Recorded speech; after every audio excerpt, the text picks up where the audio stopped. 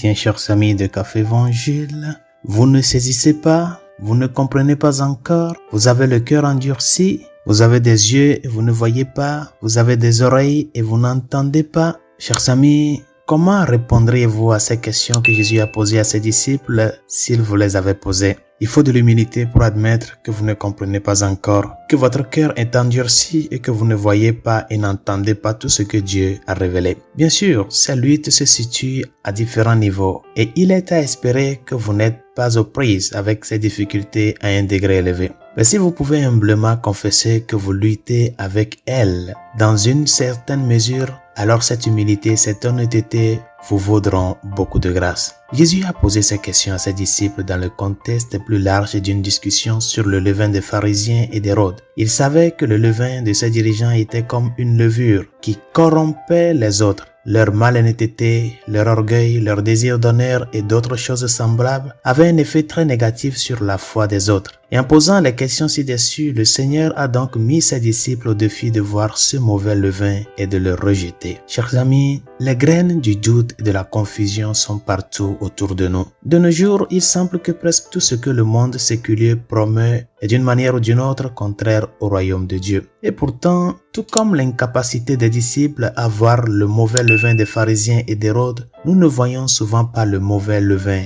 de notre société. Au lieu de cela, nous laissons les nombreuses erreurs nous troubler et nous conduire sur le chemin de la laïcité. Cela devrait nous apprendre que ce n'est pas parce que quelqu'un a une certaine forme d'autorité ou de pouvoir au sein de la société qu'il est un dirigeant véridique et saint. Et bien qu'il ne nous appartient jamais de juger le cœur d'autrui, nous devons absolument avoir des oreilles pour entendre et des yeux pour voir les nombreuses erreurs qui sont présentées comme bonnes dans notre monde d'aujourd'hui. Nous devons constamment chercher à comprendre et saisir les lois de Dieu et les utiliser comme guide contre les mensonges du monde. Une façon importante de s'assurer que nous le faisons bien est de veiller à ce que nos cœurs ne s'endurcissent jamais face à la vérité. Résolution de ce jour. Comme continuité de la résolution d'hier, demande au Seigneur un cœur humble et doux, un cœur qui accepte sa parole, un cœur qui apprend à mourir pour soi, afin que le grain de blé de la parole de Dieu que le Seigneur sème dans ton cœur, que ce grain de blé